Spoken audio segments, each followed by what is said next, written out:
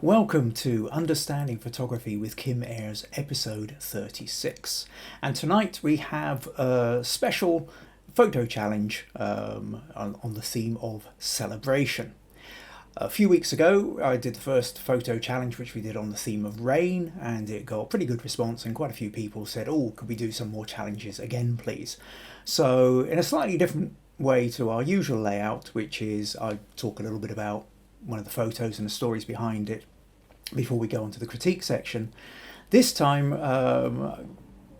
we've had several people, about nearly a dozen I think, stick in photos around the theme of celebration, and we're going to look through them. Some of them, for a bit of, have asked for a bit of critique. We'll look at maybe ways they might have been improved or alternative ways they could have been taken. Some of them are just inspirational for the rest of us. In the end, this is the idea behind Understanding Photography with Kim Ayres is to learn, to be inspired by other people. It's not just a case of me spouting on what I know. It's also about helping each other as well, and building a community around that idea of helping each other with photography in a kind of safe, supportive environment, really. So we can all learn from each other and not just, me standing at the front lecturing away as such. So yeah, it's quite exciting. As always, we're here live on Facebook. So if you're watching along live and not watching the recorded version on YouTube, then leave a comment. Let me know you're here. It's always good to know who's watching. If this is your first time you're here, also let me know where you're from as well, because that's always quite exciting, seeing where in the world people are tuning in from. So we've already got a couple of comments here. Maggie, that's my wife, who's in the kitchen next door, so not too far away, says hello everyone. Asim has come in and said hi Maggie, and Rosie, hi from the Isle of Whithorn, which is about sort of 50 odd miles from here, so that's pretty good. Glad you could make it, Rosie. Robert's come in from Texas. Howdy Robert, glad you could make it along. We've got Becca from Norfolk, I think. I'm glad you could make it, Becca.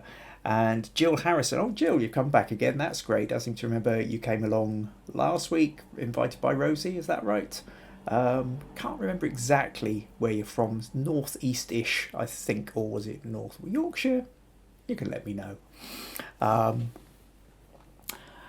So yeah, that's great. So we've already got a few of you have turned up, found me. I think there's always a few latecomers. So that's great. We'll just say, if you happen to find this useful, then there's always the option, if you would like to contribute to the podcasts, then buymeacoffee.com/Kim Ayres is a way to help. It's not compulsory, but it is always appreciated. Right, okay. Oh, Cliff's here. Good evening, everyone. From, scroll down, foggy Norfolk. Ooh, foggy. Right. It's always tempted to get out with a camera when the fog's there.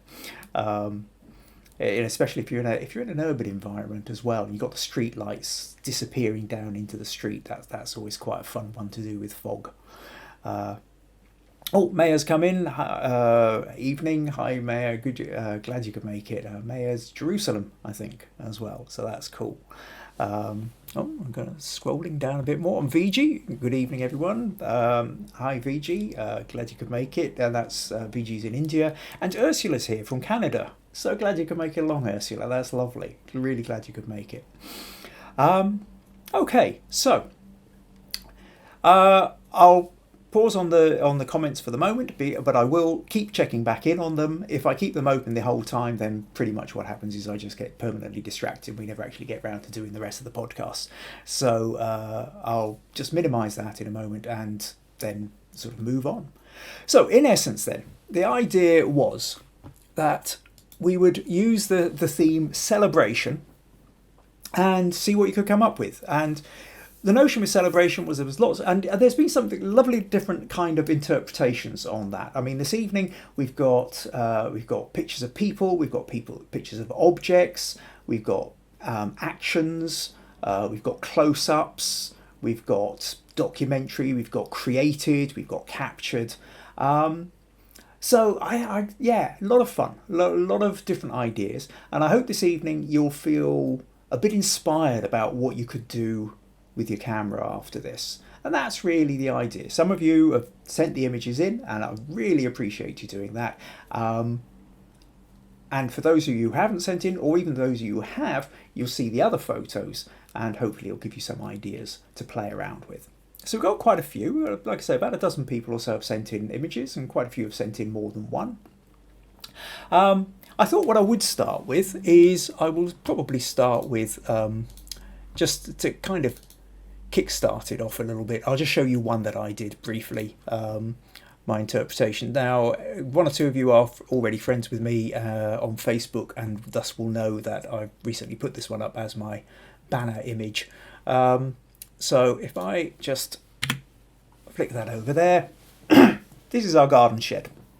And again, for those who've been following for a while, know that the garden shed has kind of had quite a growth in significance in our lives since COVID and lockdown. Fairly near the beginning of the whole lockdown thing, and we're stuck in the house. Maggie and I decided that, you know, we really missed going out for a coffee. You know, so we thought, why don't we just take the coffee to the shed? The shed's at the end of the garden, and it was wonderful. We planned on doing it as a weekly treat, and very quickly it became an everyday occurrence, and it still happens. Every single day we go out to the shed for our coffee, and even though it's winter now and it's getting colder, we just go out there wrapped up more layers, sit there with thick gloves on and coats and hats, and still go out there for our coffee. So as we got into December, Christmas all around us, putting up lights and decorations in the house, Maggie thought it would be rather lovely to actually sort of decorate the shed as well. She created, so we got some branches, you can see, in an old coal scuttle, and wrapped lights around them, wrapped lights around the shed, wrapped lights inside the shed, there's Christmas decorations inside the shed, and Maggie made a wreath as well, which she put on the shed door. I'll actually come back to that wreath a little bit later. I went out to take this photo, and we wanted a photo of it. We were supporting a place called The Usual Place, which is a cafe in Dumfries, where our daughter Meg did a lot of training and was working there for about 3 years. And they had a sort of switch on special thing, because there weren't lights going on, official lighting ceremonies happening in Dumfries and the surrounding area. They asked us to put pictures up of our own lighting system, so we decided to put this one up.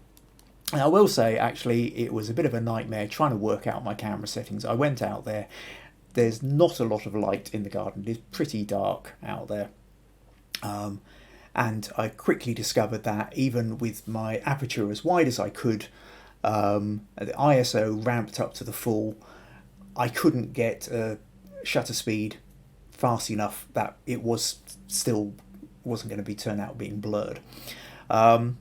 So I needed to slow the shutter speed down to, in the end, I think this was about a second long, which obviously I couldn't do handheld, but there was a rock in the garden that I managed to stick the camera on, hold it steady, and then click. So with an ISO of about 2000, I think, f5.6, I managed to get that balance whereby you've got the lights, it's lighting everything up, but it's not completely blowing everything out. In fact, actually, I was quite pleased, you can even see some of the stars in the sky start to catch up as well. So that little kind of blue glow in the sky. So yeah, quite pleased with it. So that's essentially my entry into the celebration.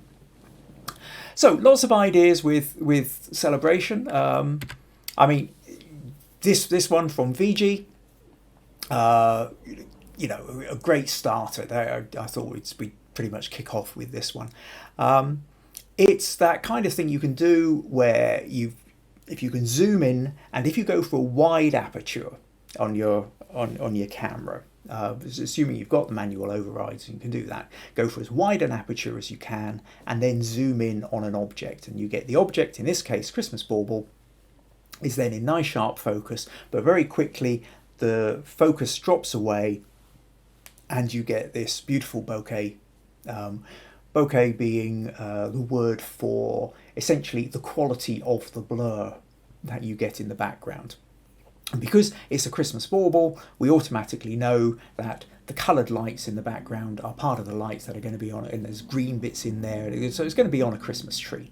So it becomes very festive, and there's beautiful texture in that bauble. I love the fact that you've got you've got all these lines of this, the material wrapped around it, and the gold, the gold reflecting in the string, the ribbon holding it to hold it in place. So, these kind of things are a kind of really good starting point with celebration, and particularly Christmas style photography.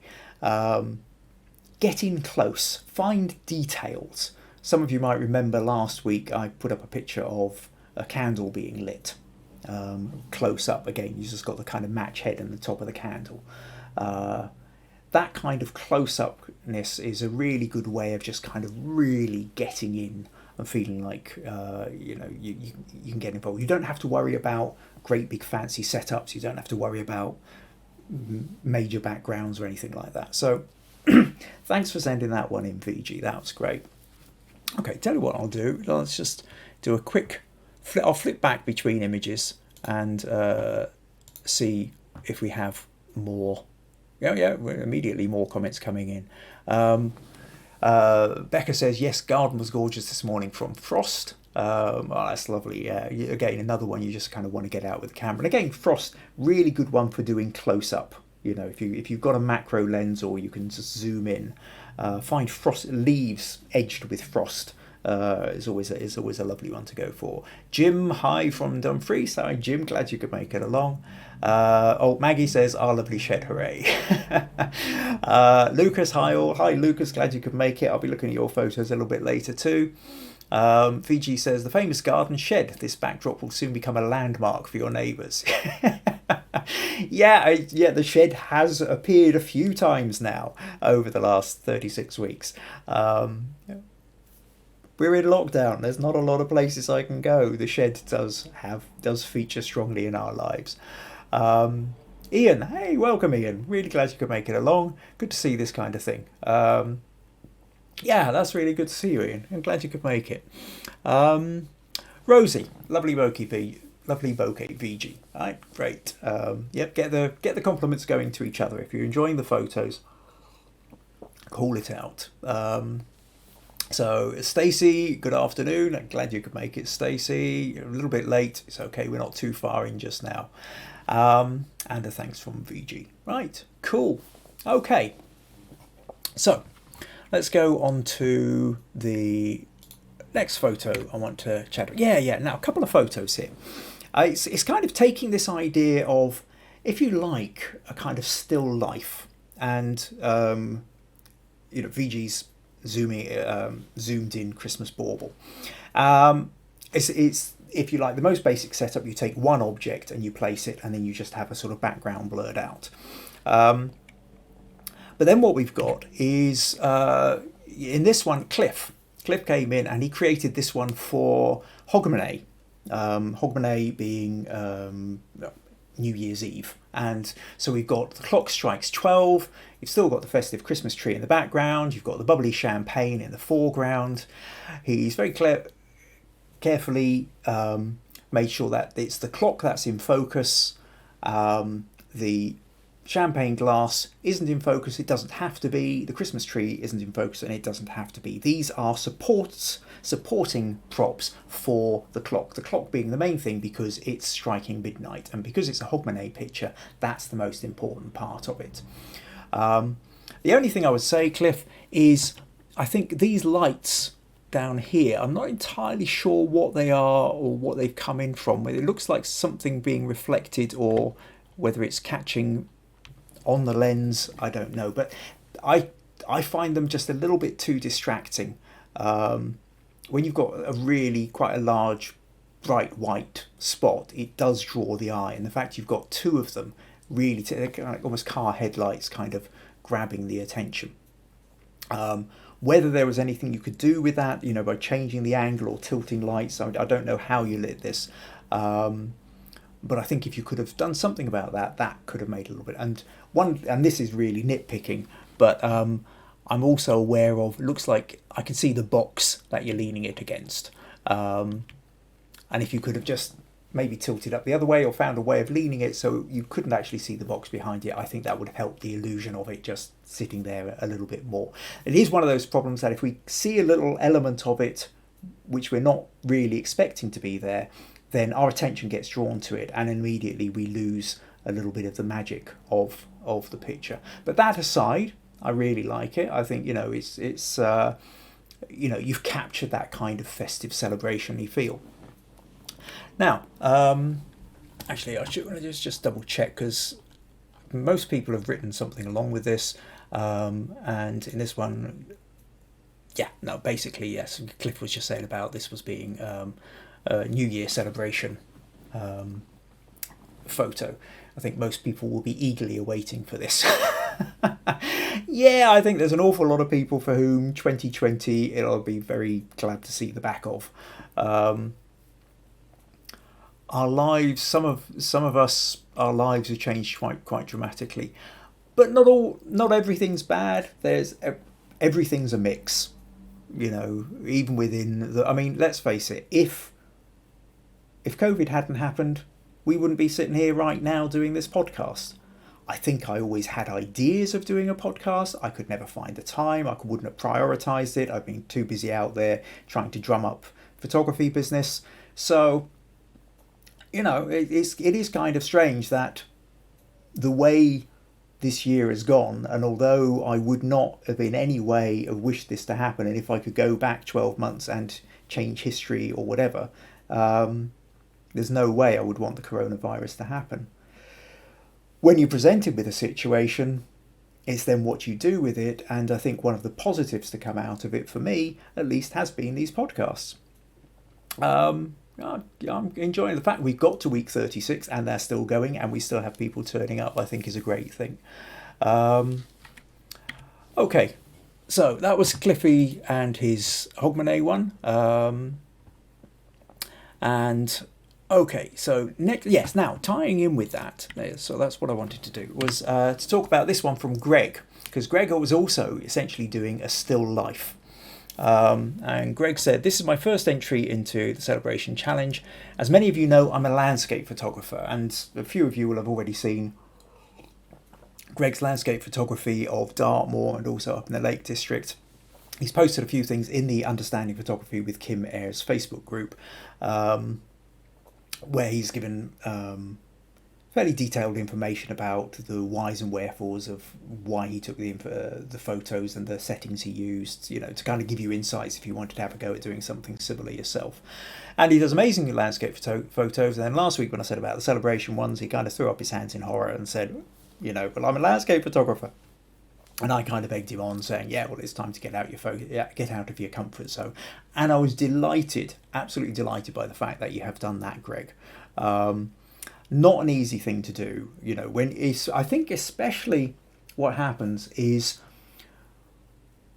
when we start to get good at a particular kind of photography, and when we then start getting good feedback from it, it feeds our ego, it presses the right buttons, we feel better about who we are, we do more of that kind of photo, and we get better feedback from it. And then the idea of suddenly shifting to a different kind of photography where something we haven't mastered then becomes scary.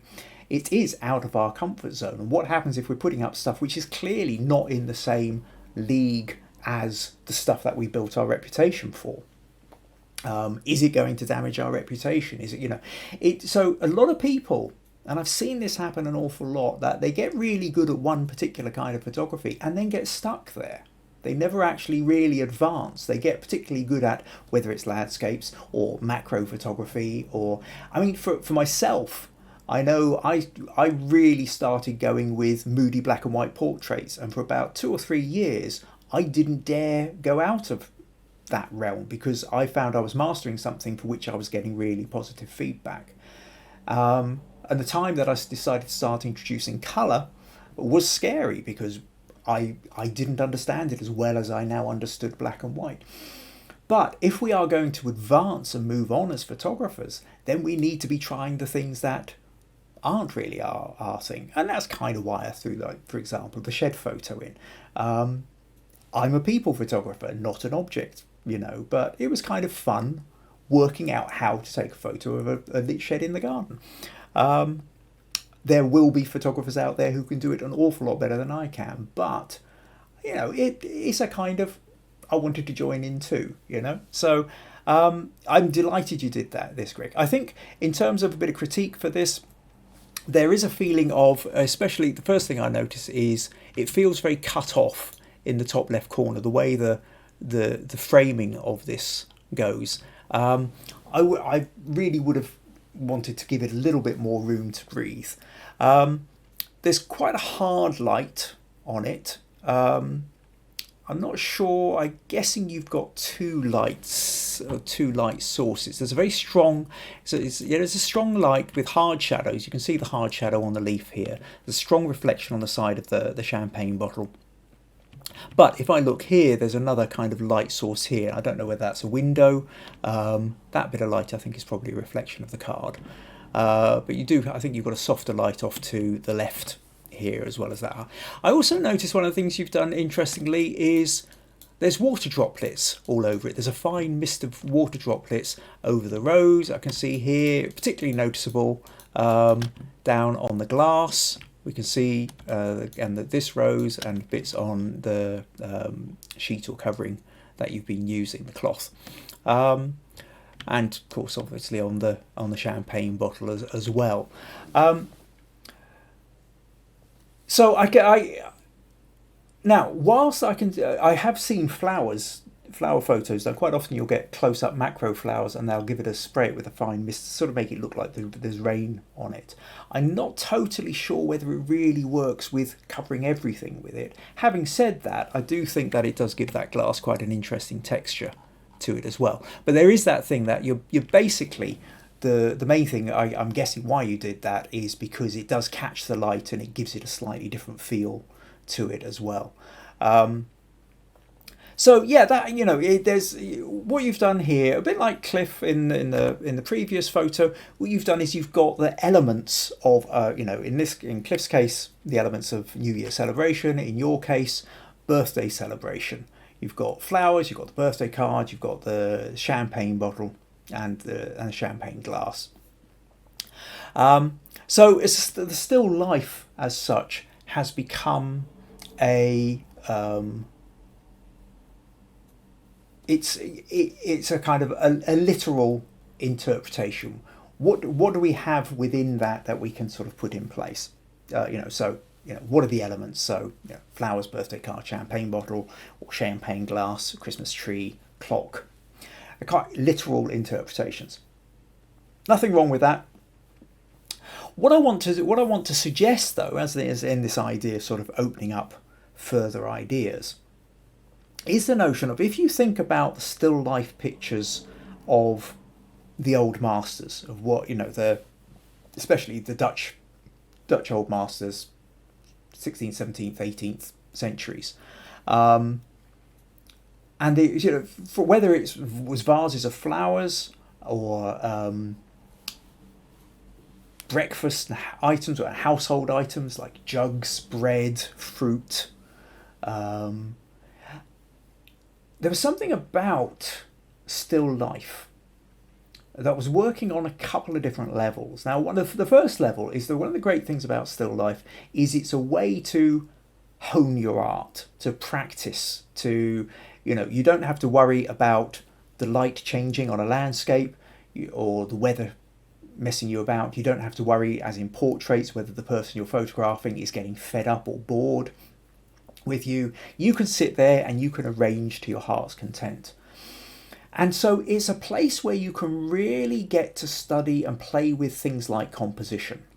If you've got a milk jug and you've got a loaf of bread and you've got some grapes or anything, whatever your combination of stuff is, then how you lay it out is going to make a dramatic difference. And you can shift things about. Take the photo, shift it again, take the photo. And because we live in the digital age, you can look in the back of the camera and see straight away. If you have enough equipment to tether your camera to your computer or a tablet or something else, you can see it larger at the point you go click. It gives you a really good place to sort of play with your composition, play with your lighting. Now, a lot of the original kind of old master Dutch paintings were done with a single light source, basically because they didn't have electric and off-camera flashes at that point. So it generally tends to be either window light or candle light, mostly window light. So very often, if you just have a single light source, and the window light being a kind of soft light, not a hard light like sunlight, but maybe a north-facing window or a large window on a cloudy day, gives you that kind of large light source which gives you a softer shadow. The other thing for the painters was the idea of how accurate they could get. And when you've got things like a metal milk jug or glass bowls or something, the way the reflections are become really important. Now, for painters, obviously then being able to paint the reflections was something, but I think for photographers, the way reflections are becomes something to master as well. I mean, again, looking at this, for one of the things I said a little bit earlier, Greg, was the fact that that's a very hard light on the side of the bottle there. But you've also sprayed water around because you're aware of the reflective quality of water. Similarly here, Cliff is using the reflective quality of glass both in the champagne glass, but also in the tabletop surface as well. We can also see the reflection of the clock within it. So I would really encourage that idea of still life. Take a few items and play around with them. Of course, obviously back in the times of the old masters' paintings, things like flowers, which we take for granted. I can pop down to the supermarket and pick up a nice bunch of flowers for £5 or £10. Back then, fresh cut flowers were the sign of the uber rich. It was a real status symbol to be able to afford those kind of things. But it is. But the other thing, yes, that's what I was going to say, is what also happens in a lot of still life is that there's often a lot of symbolism as well. Again, there's another whole area to go and look up, and I think at some point I'll give a proper talk on this, because there's a lot of hidden language in a lot of the old master paintings that, particular flowers have particular meanings. One kind of flower might mean virginal and pure, another might mean poisonous or dark or infidelity, or and then bread has got all sorts of connotations and what have you, and symbolism that goes with it. And in fact, actually, a little bit of symbolism crops up a little bit later in some of the other pictures that have popped up that have been submitted as well. So hopefully that gives you some ideas to start playing around with. Okay, what have we got here? So a couple more comments. Stacey said, I'm glad you're doing these podcasts. Thank you, Stacey. So am I. Cliff says, the lights were a string of lights that I've placed in front to have some bokeh in the foreground. Okay. Quite like the effect, however, can now see why they were distracting. Okay, so those bright lights, those two were just kind of in the foreground and just overpowering a little bit. Right, okay, can see what you were doing there now. VG said, we've written off 2020 from the calendar, waiting for 2021. Yet we have got to enjoy something with family and try things that we wouldn't otherwise. Absolutely, and life carries on. And then, interestingly, VG works with Manoj, and you recently opened a cafe, just round the corner. For was it? I can't remind me, VG, the name. Hustle Cafe. Anyway, but the point is that things are kind of still going on, even within what feels like sometimes almost a kind of Groundhog Day, ever repeating, not much changes. The world is still moving forward. So what else have we got here? And Stacey says, your shed is very quaint. I have a shed, but it isn't in the back of my house, it's on the front lawn. And my friends love storing their stuff, right? A communal shed where everybody kind of piles in. VG says Hustle. So yeah, the Hustle Cafe in Chennai. just very recently. I think you had your opening ceremony just at the weekend there, wasn't it? So yeah, even in lockdown, even in all the things, new ways of being, new enterprises can start. Cool. Okay, let's move on. Nope, not that one. Right. Right. So now, next up, we've got Stacy. Stacy says, although dark, this is a menorah my sister bought me, and I wanted to show the lighting of the first day of 8. The centre candle of the menorah is the primary candle to lighting the rest of the candles. I wanted to show the lighting of the primary. So yeah, this is great. This is again, the Happy Hanukkah. And there you go. I went away and after my absolutely no idea of how to pronounce it last week, Hanukkah seems to be the way that I've been told. That's what they're all doing on YouTube. When you type in how do you pronounce Hanukkah, they all say Hanukkah. So I hope that's close enough. And I can see it says Happy Hanukkah on the thing here. So yeah, it's a nice idea, PG. You've got the object itself, you've got the candle, and then you've got the hand in showing it being lit. It does look quite dark. It also looks like you've put on a kind of a sort of almost opposite vignette where you've gone lighter at the edges rather than darker. I'm not sure quite how well that works, to be honest. I think it becomes a little bit of a distraction because it feels like there's light out at the edges when actually you really want the light would be closer to the candle rather than away from it. It might have been an idea to even have this, a bit close. You can still have it kind of close to a window to get a bit of natural light on it.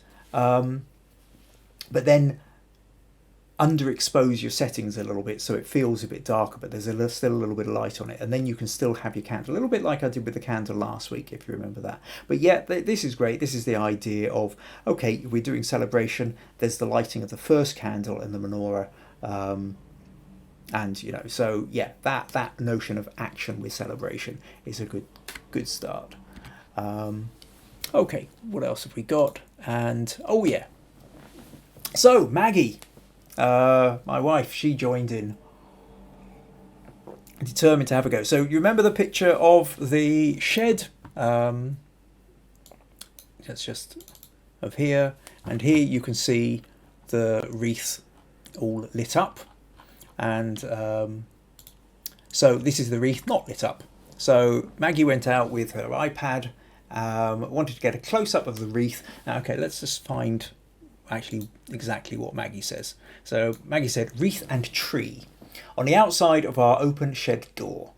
Liked that it looked like a wreath was almost an extension of the beech tree behind. So you can see behind here there's a whole tangled mass of beech trees, which essentially is a hedge of the house that is behind us. There's a little kind of fence runs between that beech tree and us at the end of our garden and the back end of the garden of the house on the street, the street that runs parallel. And whilst they think they keep it fairly trimmed on their side, so it's just a very tall hedge, from us it's just sort of become this tangled mass of overgrown beech cropping over into our garden, which we really quite like. So yeah, so what Maggie's saying is, although the door's open and we've got the wreath on it, the way the sort of branches come up, like, especially around here, they sort of almost start to blend into the wreath. So also like the contrasting colour shift between the two vibrant festive palette, between the two. A vibrant festive palette next to the sombre winter branches. But what I would really like is that lovely soft fuzzy texture, which I just can't get on the iPad camera with its very limited depth of focus. Time to use one of those fancy DSLR cameras, perhaps.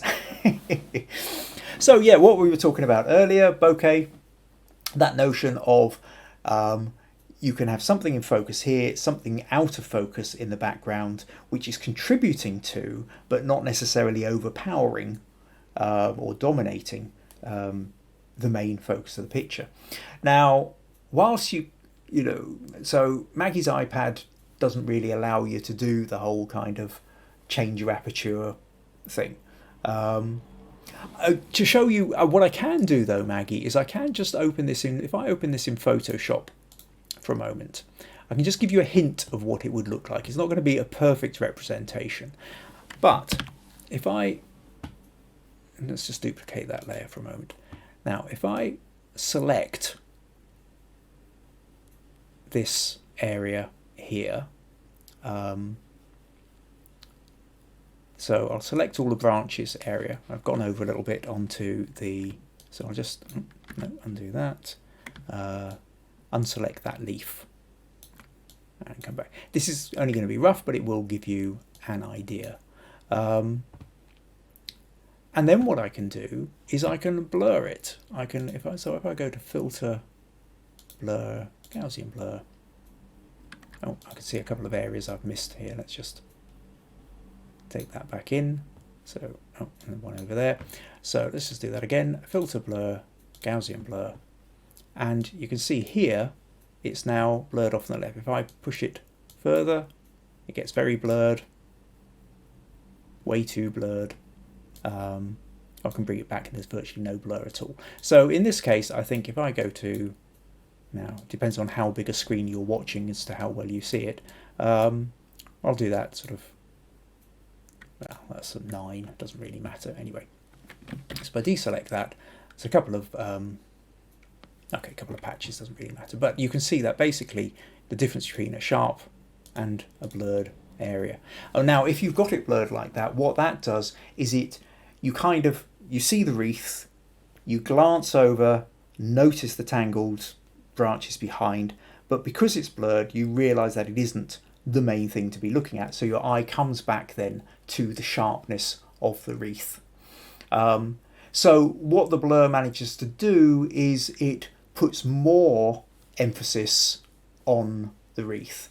Whereas, although, I mean, okay, if we take that off, there is more emphasis on the wreath anyway because it's taking up 2/3 of the picture rather than a third. Plus you've got the colour contrast between the greens, the reds and the blues, the blue of the painted door as well. So that's what tends to grab the attention. But that point is that if you blur the background as well, if you'd had a fairly wide aperture and taken this photo on a DSLR, then the background might have blurred something like that, and then it draws your attention even more back to where the wreath is. So yeah, you want to learn more about the camera? I have a camera I can show you, Maggie. We just need to find the time for it. Great, thank you for sending that one in. Now, okay, let's take a quick flick back. What have we got here? So Stacey says, I like the wreath you obviously crafted. I did one years ago, just did a snowman with glass bowls. Maggie says that's a completely different story. Right, Asim says, Kim, can I ask why you used the Gaussian blur rather than one of the others when editing Maggie's pic? Yeah, well, there's a whole bunch of different blurs you can use. To be honest, that was just a quick option. I mean, okay, let's just flick back and just I won't spend a lot of time in here because really you just need to go in and play around. But if I go back to here, so we've selected this area, and I go to filter. There's a lot of different things you can do. There's average blur, blur more, Gaussian blur, lens blur, motion blur, radial blur. I mean, you know, if you do motion blur, I can, you know, get it so it's sort of moving up and down, or I can rotate it and have it moving from side to side. So now it kind of looks like this door is rushing past the background. So this is obviously a door on a train going past. So you can see that, you know, I mean, that's you know, that's the motion blur. There's a whole blur gallery, in fact, here. Tilt, shift, spin, field. Essentially, there's hundreds of different kind of blur things you can go for. Gaussian blur is just a kind of good all-round starting one. So it's for making a quick point here. That's the quickest, easiest one I would go for. But if you've got Photoshop, go in and play, experiment. I mean, we learn through play, so you don't be frightened to just play. You'll very quickly start to find either, oh my God, no, I don't like that, or, ooh, that's really interesting. And anything that makes you go, ooh, then you play with it a bit more and you discover it, and then you realise that you've maybe got a different photo which would be even more fun to go with that particular effect. So yeah, get in and play with the different blur options. So next one I want to show you is right, hold on, I just closed that. Yes, not only was Maggie putting something in, but my daughter Meg decided she wanted to join in this week too. So what Meg said is, I like the way the baubles are hanging in the window with the way the light is catching them, and you can see the garden behind. So Meg with her Wii phone, again, no real control over blur and bokeh, but she wanted to capture the baubles hanging in. So this is part of our decorations. You can just see a bit of the garden behind. The shed is right at the back and not quite in sight in this photo. So that's really nice. Capture the notion, the baubles, the way the light here is the baubles have become almost silhouetted against the background, because most of the light is in the garden. You can't see, whilst if I zoom in, you can kind of see a bit of reflection in the baubles, but not very much, because most of the light is out in the garden. So what I would suggest with this, where I think if you're going to do this kind of thing, where it will become much more interesting, I think, is if you took this photo later in the day, just as it's starting to get dark. Not when it's pitch black, because then you won't see the garden. But there's a short amount of time, usually just after the sun has set. At the moment, probably, excuse me, probably somewhere between 3:30, 4 o'clock ish from where we are in the Northern Hemisphere.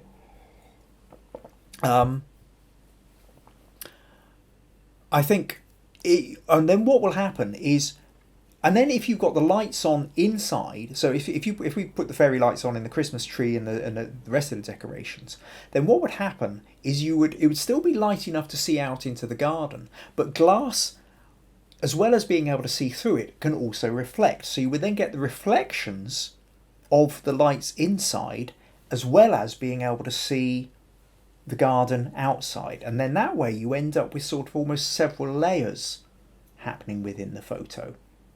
And I think that can be really interesting. Now, I'll show you another example of what I mean by that. It's not a festive picture, but this was a photo I talked about fairly early on in one of the early podcasts, with this one of Andrew Livingston, who's a tailor just down the street from where I live. And the thing about this photo was, whilst you're obviously drawn to the man standing in the suit, the tricky bit, the bit that was really being chased here, was the reflections and the glass, because you can see him, and then you can see there's models in the window behind him. So you can see these models here, the mannequins rather, with the suits and what have you, a little bit of light, and lights happening inside the shop. So there's stuff going on inside the shop, but at the same time, you can also see the reflection of the buildings across the road. And if you sort of just shift your brain and take a look at, here you can see the buildings and the chimneys and the rooftops as it kind of curves up in this, and then back down over this side as well. So part of that being the fact that this is a small Scottish town, and the architecture is quite distinct. If you come up from England, you would know you weren't in an English town. There is a Scottish architecture to it, and that then kind of gets reflected in the window, as well as being able to see the suits through the window. So that notion of being able to see through and reflecting at the same time requires a particular balance of light. So to go back to your picture, Meg, of the baubles in the window, I think probably one of the most interesting things to do would be as it's just starting to get dark outside, so that the reflections would show up in the window of what's inside, but you could still see outside. So I hope you found that one useful, and if you want, we can have a chat, and we can even try it out one afternoon. See, so yeah, have a word with me about that. Right. Okay. So that's okay. So what else have we got here? So Asim says, thanks Kim. That makes sense. I don't use Photoshop, so it's interesting. Yeah. I don't know. I mean, if you've got different editing programs, you can go in and play with them. They have them, and there's one called GIMP, GIMP. I've not used it, but it's free, and by all accounts, it is essentially your free Photoshop equivalent. I don't think it's quite as complex as Photoshop, but it is. I've heard good things about it. If you've got a computer and you want to go in and play with images more than just your kind of Instagram filters, I think GIMP is supposed to be quite a good one, but you probably need a desktop computer for doing that, or a laptop.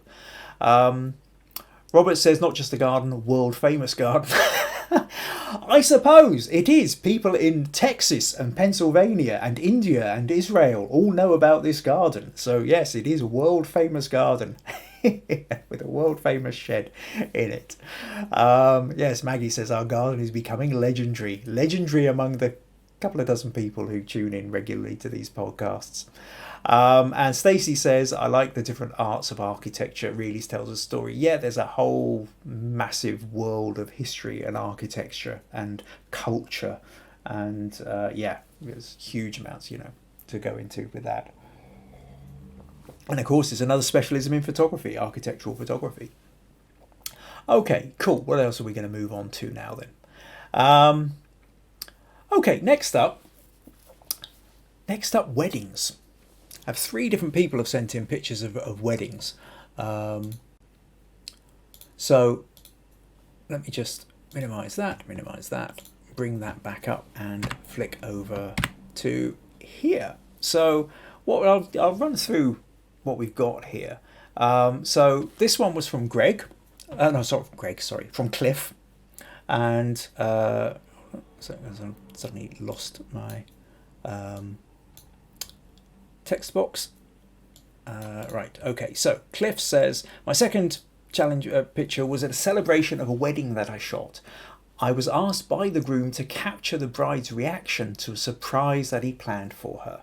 And after getting that shot, after getting the shot I was asked for, I moved around to capture both of them enjoying the moment. So this is the photo after the photo, so to speak. So he's asked specifically to get a reaction shot and then moved around to get the both of them together. Now, I think what's interesting with this photo, I think, is it's all about the faces and the reactions. And I think what's kind of interesting, really, is in terms of photography, what there always is a balance between the content and the technicals, I suppose, or the delivery of that content. You can take a picture of a bauble, but how you take the picture of the bauble. Now, maybe a bauble isn't particularly interesting on its own, but the way you take the photo of the bauble makes it more interesting. Or sometimes, you've got it the other way around. And I think with it, on a technical level, there's no doubt that if you ignore the reactions of the people, then what we have is it kind of feels a little bit unbalanced, that you've got a huge white shirt dominating the picture.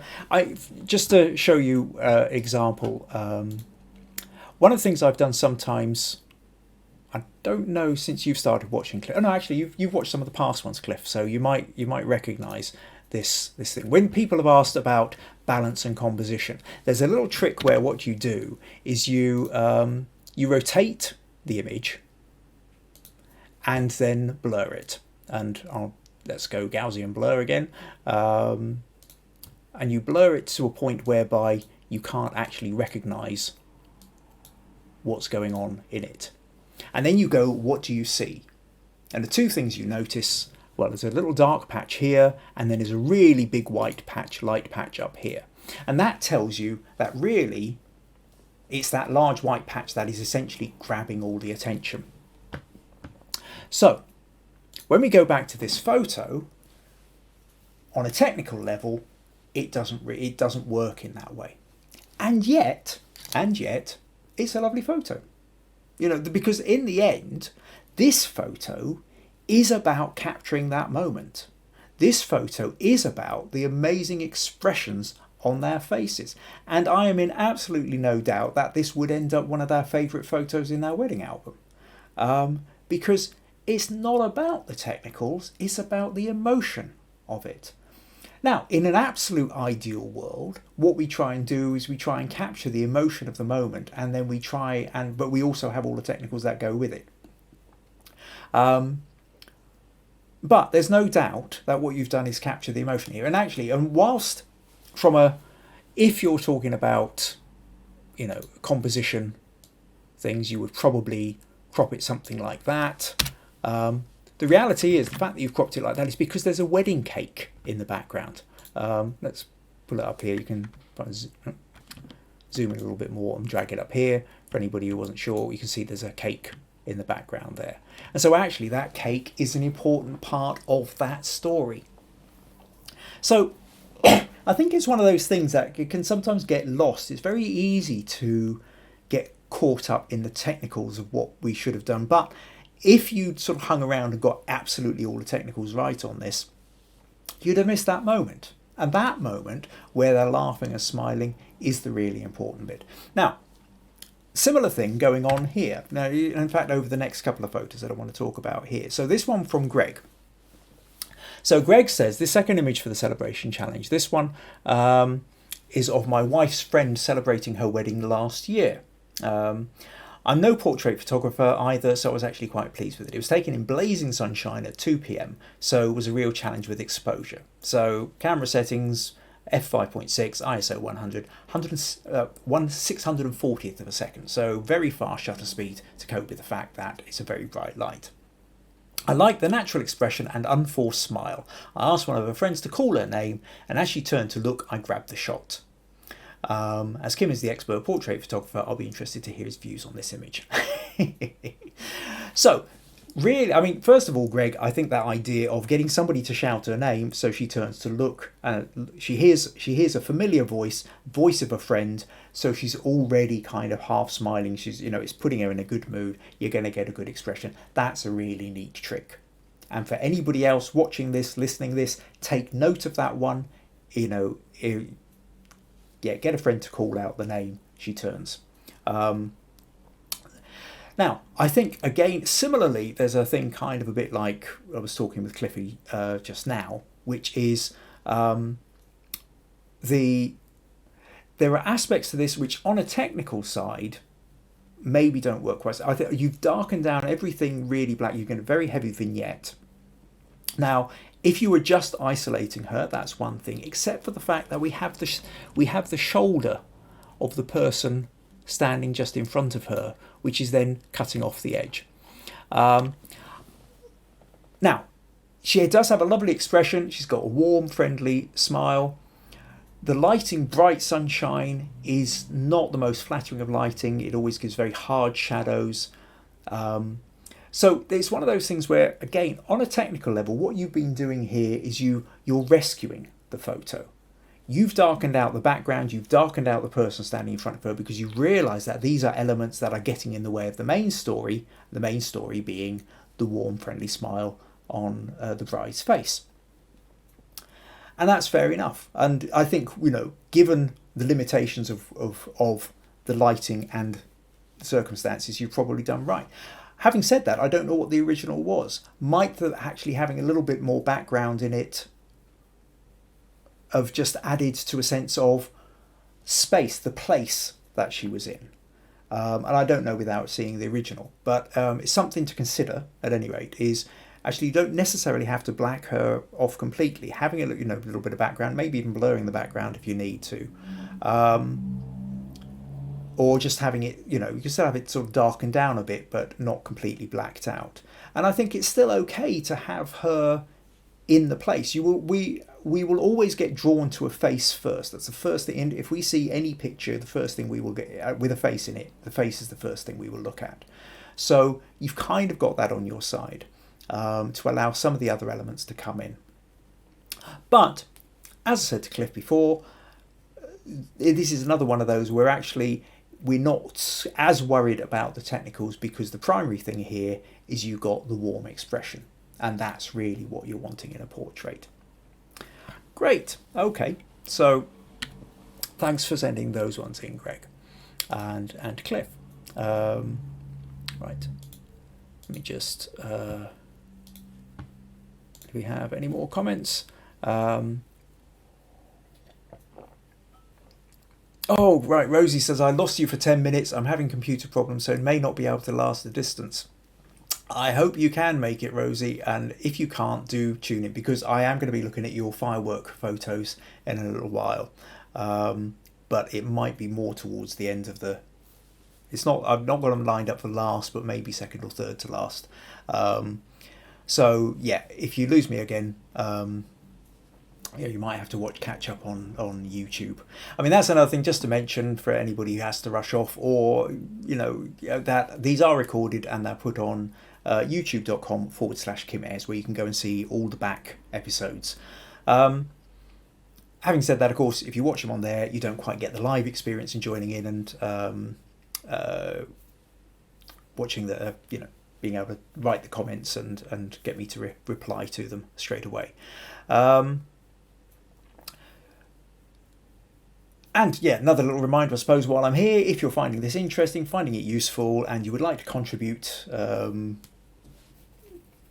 beyond just the photos, there is buymeacoffee.com/Kim Ayres, where you can buy me the equivalent of coffee, or 2 or 3 or 5, or however many you feel is worth it. Again, not compulsory, but always appreciated. Okay, so what else have we got? Okay, Stacey's been having problems with Facebook a bit. Becca says, I'll use that one for the wedding next year. Yep, absolutely, grab that one. And we have an Assam Taj has come in and given a couple of kisses. Well, hello, Assam. I appreciate the kisses. Not entirely sure what I've done to deserve them. Right. Okay, let's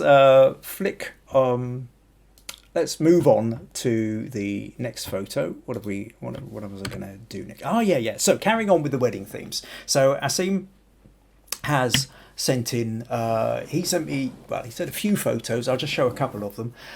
We've got this one. Okay, let's tell you what he says first, rather than me explaining it and missing the point. Right, so Asim says, what an interesting challenge. Was difficult to choose pics, and as usual, I left it too late, so probably missed the deadline. Well, yeah, kind of. I did say don't send him in on Tuesday, but you're okay. I decided to... you're cool. I was kind of ahead of the game when I was putting stuff in, so I thought I would include them, I see.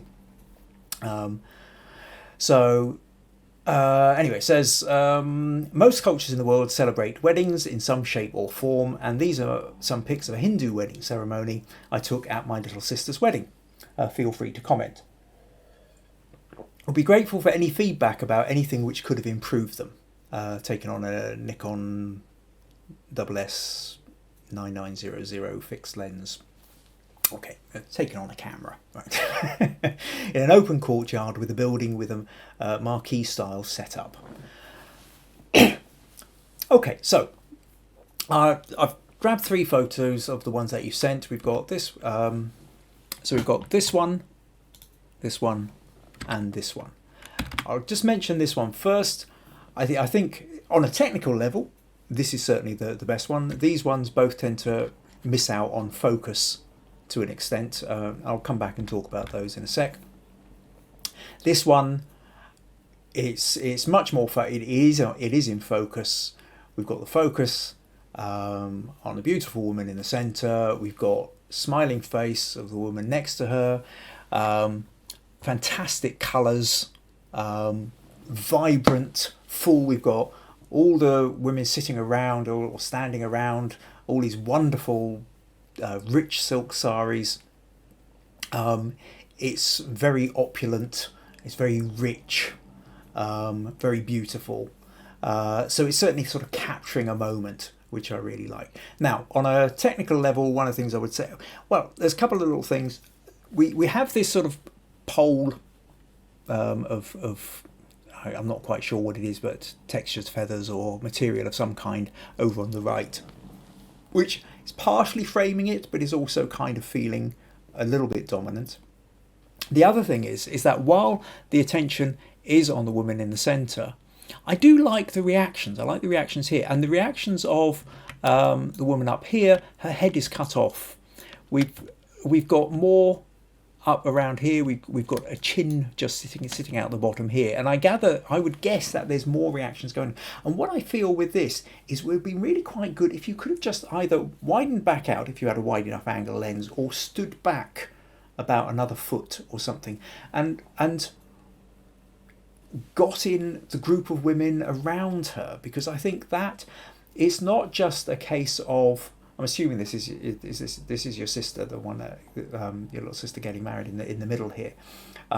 It's not just about her; it's about the context she's in, and I think that context of all the women surrounding her is a really interesting one.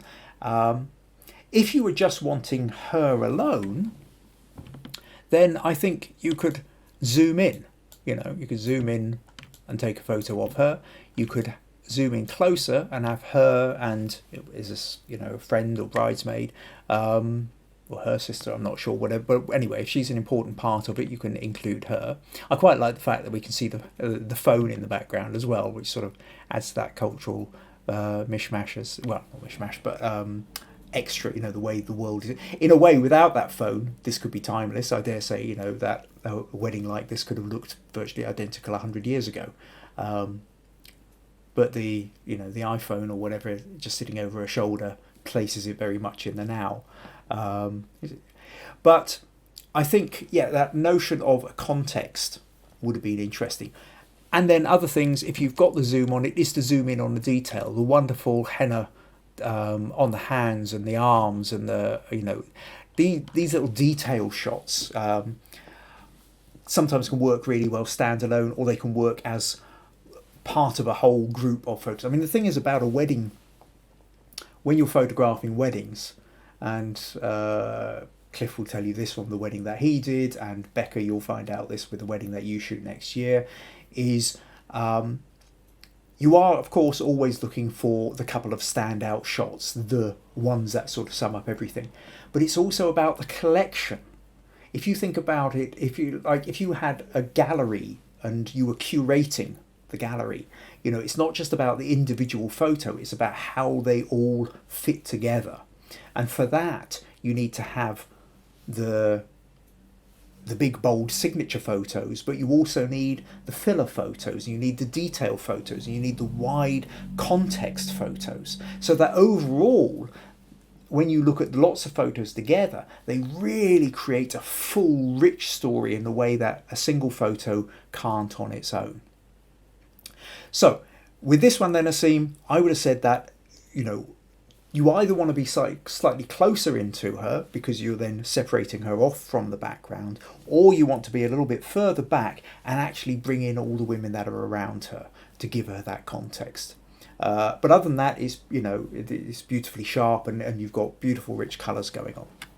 Now, the other thing, to sort of expand out on what I was just saying there, these photos here. Now, when I saw this photo, I didn't know what was going on. Not being familiar with Hindu weddings, I've got a young girl holding a pole, a couple of women around, one of them looking off to one side, one of them laughing, other photographers getting in on the action, but they're not photographing the girls, they're photographing down somewhere, something that's hidden behind this plant. So I don't really know what this is. The other thing is with this photo is this guy here on the left is in beautiful, perfect sharpness, and the rest of it isn't. So I think what's happened here is I I would say your autofocus has latched onto this plant or this guy's arm or something, so that he's become the one that's in focus and the rest of it isn't, which is a tricky one. So this one didn't make a lot of sense to me until I saw the next photo. Then I saw this one. You go down and say, that looks like the same pole and that looks like the same plant. You just moved around a little bit, and this is either slightly before or slightly after. I don't know what your time set was on this, but there's a pounding of, looks like a pounding of grain going on here. Now, again, I don't know what it is you're pounding, and I'm sure you can tell me, or VG, if you're still up and watching, you can tell me. Hindu weddings, I've never been to one. I hope I do get the chance to go to one at some point. They look fabulous, so rich and colourful and amazing. And I would definitely need somebody to help me find the appropriate outfit, because I wouldn't have a clue what to wear.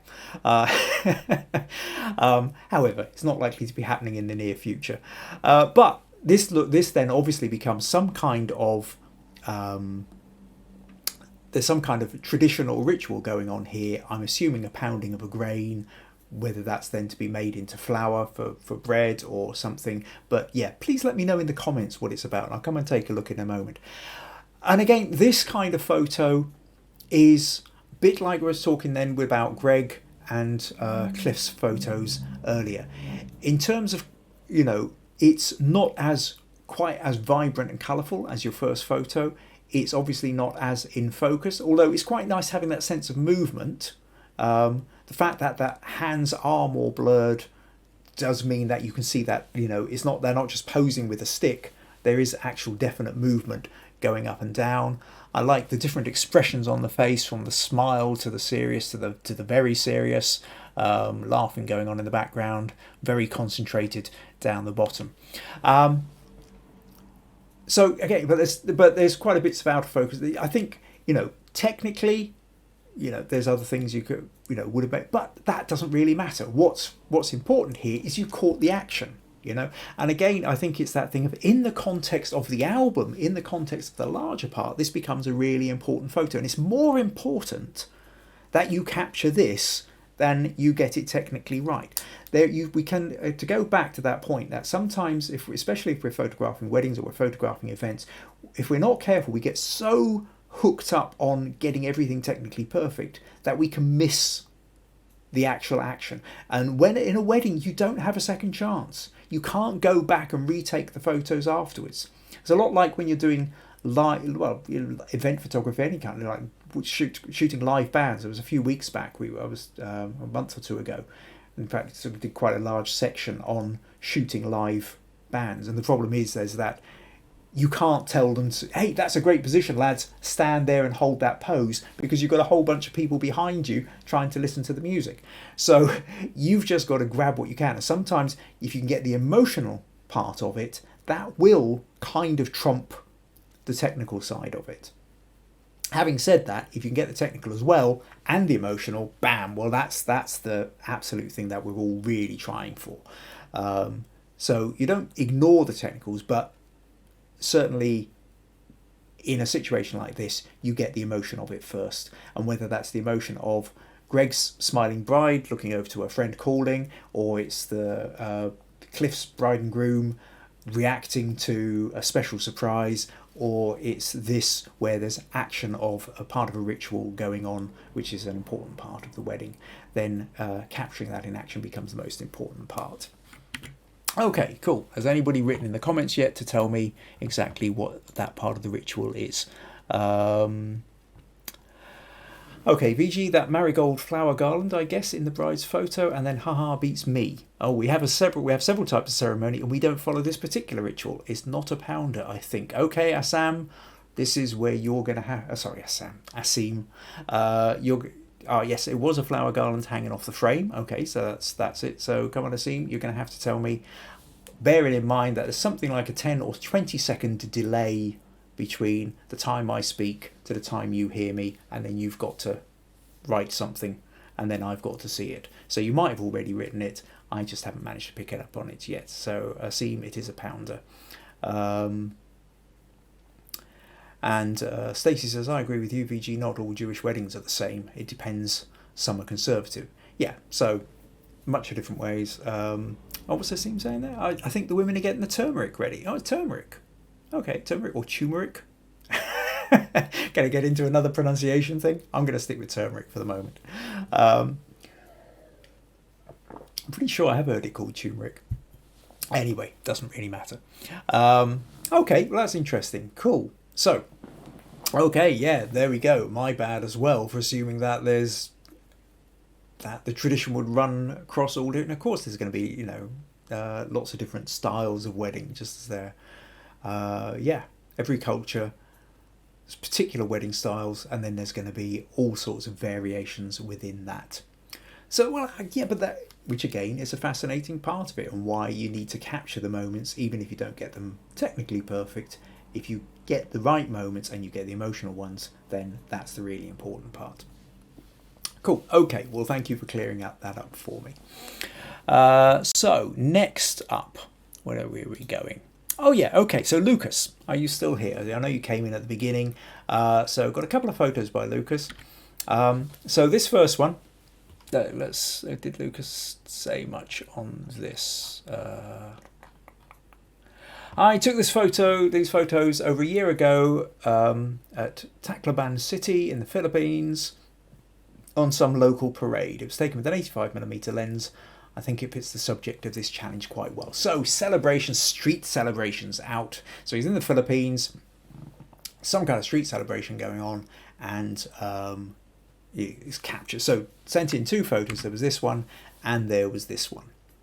Now, this actually this carries on with the same theme that we've been talking about, in the fact that I would say that this is the more technically excellent photo. That there's a beautiful sense of you've got beautiful lines and angles with the woman there. We've got the textures. The background is out of focus enough so that it's not interfering with the foreground. She's got her head tilted back, which creates this lovely diagonal shape going up to the top left corner. And it feels really beautifully balanced. It's a lovely photo, that. This one is a much happier photo. It doesn't have the technical excellence. This is a quick grab. On a technical level, everybody's got their arms straight up, so it's a very kind of vertical kind of strength in that. And yet, really, in an ideal world, you want to have the diagonals.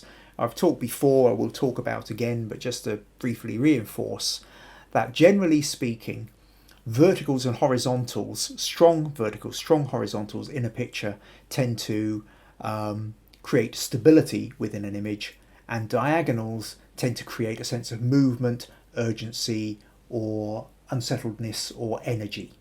So if you want to add energy into an image, you want to go for quite strong diagonals. Now in this, because of the way her head is tilted, and from smaller things like the way her leg is coming up here, the arm curves, but most strongly the way her head is heading up this way, her eyes are going diagonally that way. You've got these stronger, so there's a sense of energy and vibrancy about it. What I would say though is that whilst it's a lovely photo, where's the colour? I can't help but feel that this would work so much better in colour. When we look back at this picture, we can see it's full of vibrant colour.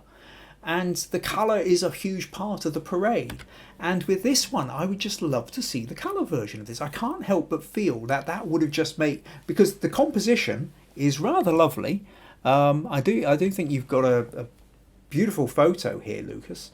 But I think if you had a colour version, it would really make it pop. The only suspicion I have, and I don't know this because I've not had a chance to talk to you about it, I wonder whether I can see this very, very colourful, well, it's not colourful because it's in black and white. There's this very shaped board going on here, and then there's another one echoing behind her headpiece over here. And I wonder whether these were incredibly vibrant and colourful. They look like they probably would be. And if they were, I can imagine that they would then grab all the attention. And that would sort of draw your eye away from the key part of the story, which is, of course, the woman in the foreground. So perhaps that's why you turned it to black and white. That's a guess. But I still can't help but feel that, I would love to see the colour version of this. But yeah, this one's much more of the technical excellence. This one is much more of capturing the emotion. I mean, those smiling, yelling faces, how can you look at them and not smile? We have what I call mirror neurons in our brain. So unless you're actually a psychopath, or certain brain disorders and what have you, where you or particular things where you can't read other people's expressions, when you see somebody else's emotion, there's part of you starts to feel that emotion as well. It's like when one person yawns, suddenly everybody starts yawning. And it's this similar thing. When you see people laughing and smiling, you kind of almost can't help but starting to laugh and smile yourself. So the happy picture brings out the emotion. This one's the more technically interesting one. So great couple of photos there, Lucas. Thanks for sending those in.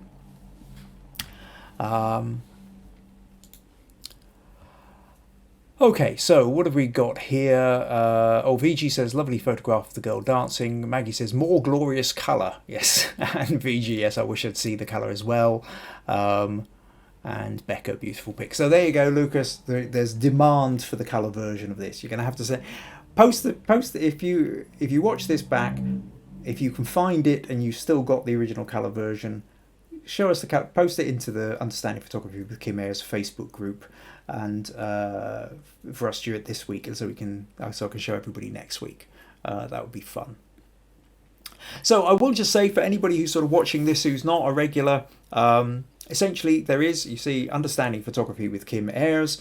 If you type that into Facebook, there is the Understanding Photography with Kim Ayres Facebook group. If you haven't joined it already, please join. In there, you can then put photos in that you would like feedback on or critique of some kind. Tell me a little bit about the picture.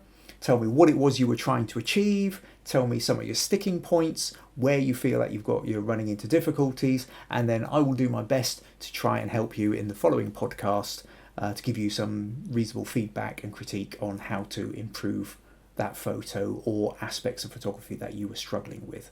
So that's really the whole point of Understanding Photography with Kim Ayres, and these podcasts are for helping you. So join that if you haven't done already. And if you're watching this on YouTube, if you have a Facebook account, come and find us.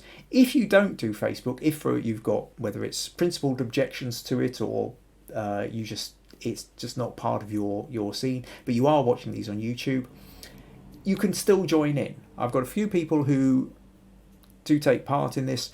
They email me the images with exactly what I've said, the description of, here's the photo, this is what I was trying to achieve, this is what it was about, this is what my sticking points were.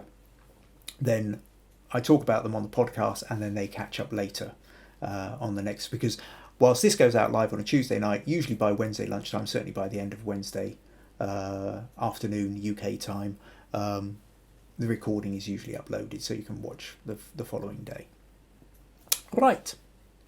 Okay. Where are we? So I think we're now moving into... Okay, yes. Okay, Becca, you've been incredibly patient here. Let's move on to your photo. So Becca sent in this beautiful picture of her daughter. Flip across. Becca sent in this beautiful picture of her daughter, and a lovely glowing, you've got all the tinsel, and it looks like she's got a light. She's maybe holding a glass with a candle in it, or some lights in it, and some of that light is reflecting off her face. Becca says, my entry into your challenge celebration, she's finally of an age where she's asking for Christmas to come soon. I hope I managed to capture that magic that Christmas brings. Well, I think you have. Again, there's an emotional side to it whereby you see a young child's face, obviously quite caught up in the moment, and it's rather beautiful. Now, what I would say on a technical level, something to try out here, is the whole thing is very yellow. And obviously, you've got the gold, you've got the light, she's wearing a red top, you've got reflections on her face.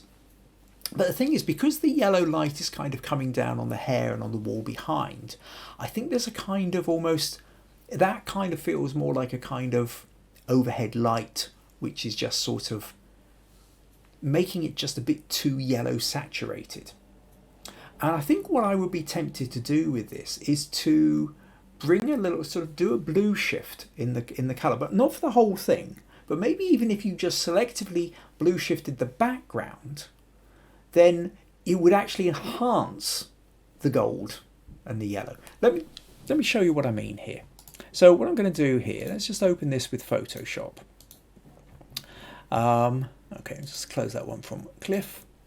And here we go. So we've got this photo here. Now, what I will do, I'll just make a copy of that. And the quickest way for me to do this is just play in Camera Raw.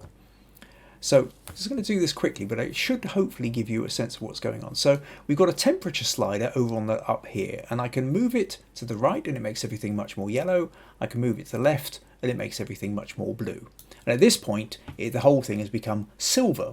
You know, if that was gold, we have no longer any idea of it. Here it looks gold, here it looks silver. Now, I'm going to stick with the gold because I think it's nice and warm, but if I move this over here, I'm going to nudge this until the background basically starts to become bluer. Maybe take a little bit of touch of the purple out, take that over there.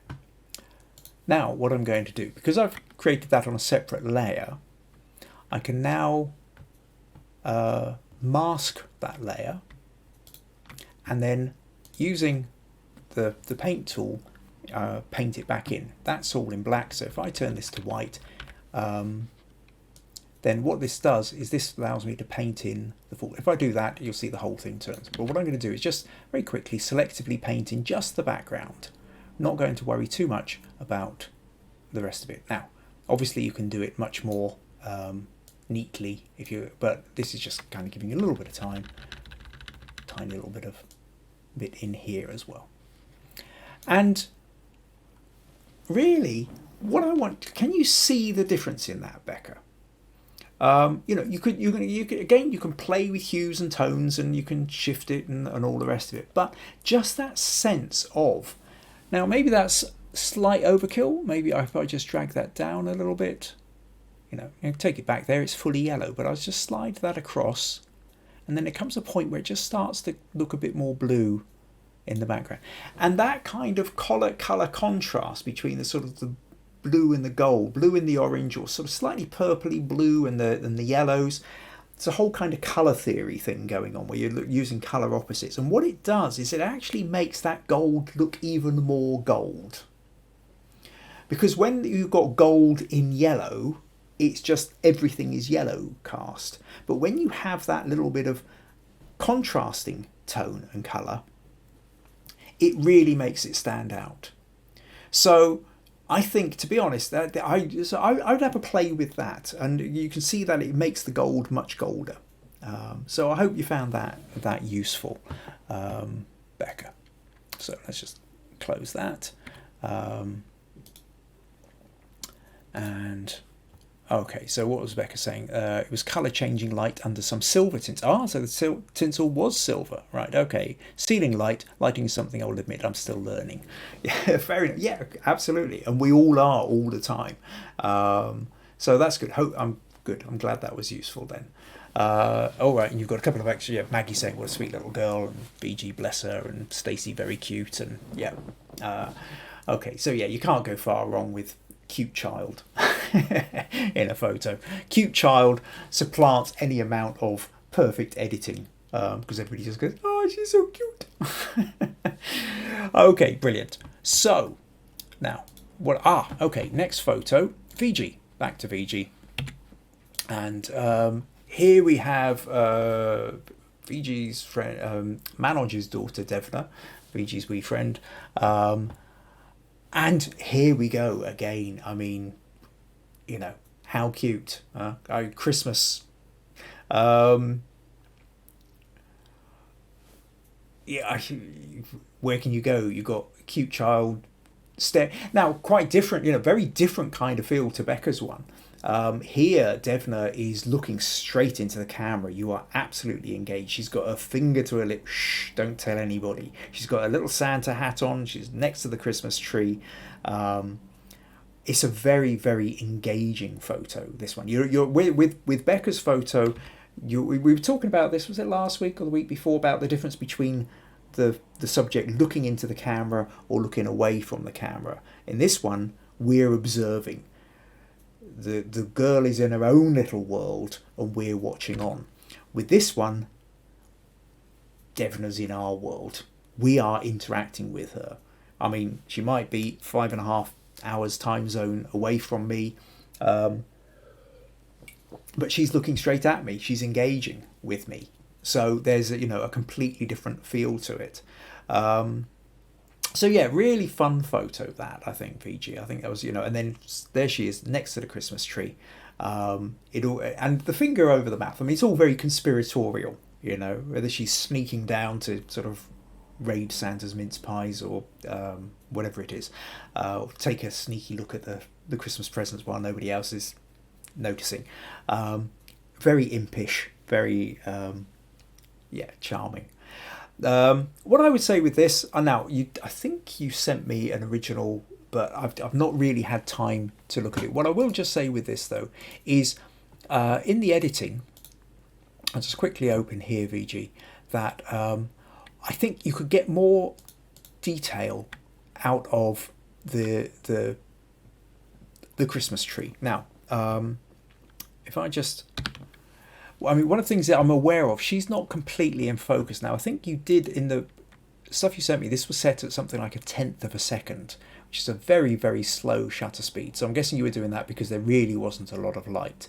Because there wasn't a lot of light, now that has allowed for the colours of the lights to stand out, really to stand out on the tree. But it does mean that now, maybe, did you have a tripod or not? If you did, maybe 1/10 of a second, you might have still wobbled it slightly. However, what I did want to say though is the way you've edited it, we've sort of lost bits of detail here. Now again, if I just go into camera raw, what I'm tempted to do here is bring up the shadows and then play with it to add texture and clarity, and then that really brings out so much more in the tree itself. However, having done that, it's done some kind of slightly funny things to Devna's face, which isn't quite so good. So what we would do then is we would mask that off and then just paint in the bits where we want the texture. So we want the texture in the tree, so I can paint that in here. Maybe we could put a little bit of texture into the hat and onto her dress, maybe in her hair or something like that, just make it stand out. But leave the skin, because you've got the beautiful soft skin of the child's face. You don't need extra. Having said that, it looks like there's some kind of little tattoo on the back of her hand, so we could do that, which just pulls that up. So you can see then the difference there between bringing out the texture of the tree and maybe the material in her hair, but not on the face. And I think that just sort of helps lift it a little bit. But yeah, seriously engaging photo, and Devna's just, I mean, you've told me about her before, VG. Obviously just loves being in front of the camera. She's an absolute natural. Be interesting to see if she's still like that when she's a teenager, or whether she's, okay. So thanks for sending that through. Now, next thing I'm going to talk about is, actually, let's just do a quick flick back, just in case there are any extra comments. Yep, Maggie says so lovely, and Becca says she looks cheeky, love it. Yep, absolutely. Okay. So now, next thing I'm going to move on to is Jackie. Jackie sent through a couple of photos here for the celebration bit. We've got this one and we've got this one. So lemons raining from the sky, splashing into, well, could be water, could be gin, could be vodka. Obviously depends on what you decide. If you think it's alcohol, then that's an awful waste. Right, so what happened? She sent these along, and I thought these are very, very complex shots. That are kind of thing where most of us look at them and go, wow, how on earth did you even begin to get something like this? So it's still life, which isn't still. It's got a whole load of movement in it. You've got all these lemons falling down, splashing water or gin or whatever flying all over the place. In this one, we've got various lemons and limes and bits at the bottom, or the white one again, slices of lemon. Very different feel from the black background to the white background, and that's worth taking note of as well. Have a think about how does that change the mood of the photo, whether you have it high key, very white, or low key, having, and then the lemons kind of stand out more against it. I think it's very big when you're doing that kind of complete white background or complete black background. It becomes almost graphic design at this point. This isn't photography as in capturing a natural thing. This isn't like capturing Devna putting her finger to her lips being cheeky. This isn't capturing a bride and groom laughing in a surprise moment. This is total and utter setup, but it's not even set up like Cliff and Greg were doing with static things. This is set up with fruit falling down from the skies and water flying all over the place. Now, it can either be very inspirational or it can be incredibly intimidating. But there's a lot going on. But what I do want to say, though, is don't think for a moment this was actually taken with one photo. It isn't. It's also heavily edited. So I asked Jackie, if she would actually give us a little bit more background on how she created this. And Jackie said, so these are my entries for celebrations. As at most occasions of celebration, the drinks are flowing, and I thought the drinks photo would be in order. It's slightly high key, but the yellow of the lemons tend to draw out the wonderful colour it represents. The other is the darker version, which proves the different effect the colour of either white or black can make on the same kind of image, which is absolutely just what we were talking about there. And whether you prefer the white or black is, will be down to a kind of personal choice on that. Personally, I think I get slightly more drawn to the black, but I can equally understand why others would be drawn to a more white background. But in a nutshell, this is the process. I first shot the glasses as a still life. Then I shot 3 or 4 splashes in each glass using 2 speed lights, so off-camera flashes, synced at 1/200th of a second. So she's got these at 200th of a second, and that's what's allowing the fruit or the water to be captured really sharply and not being blurred. The next step is to cut out the individual splashes and position them around the background glasses, adjusting the brightness and contrast, and then paint in each layer using a mask. The same for the flying fruit pieces, which are positioned and masked into position. Quite a big job with many, many layers. So what she's done with each of the glasses, she's dropped the fruit in 3 or 4 times, taken photos each time, and then essentially overlaid, cut out and placed the extra splashes so you can have more than one splash out of each glass. This is allowing it to build up. It allows you to lots and lots and lots of layers. So it's probably a dozen, maybe a couple of dozen photos have gone into creating this. You do it well, it looks like it's all been taken in one photo. If you can see the edits, it's not working. So the amount of work that's gone into this is quite phenomenal, but it's also very powerful and effective.